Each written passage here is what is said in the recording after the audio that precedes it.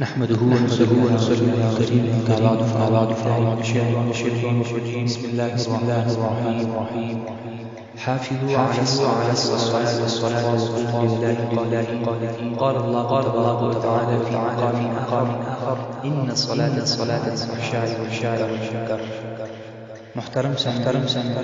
څنګه چې تاسو ته معلومه چې موږ هغه طریقې خایو چې په ډېر او ډېر خلک نه خبره دي لکه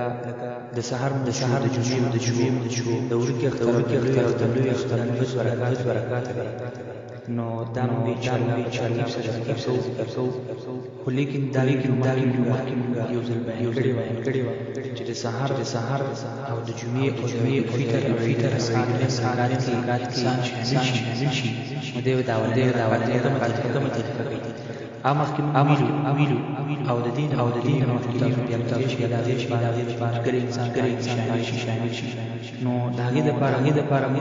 د سره هر انسان واخلي زما محترم مسلمانانو عزتمن ډیر اهم او مسائل عام خو پر خواص داخلي نن سبا خلک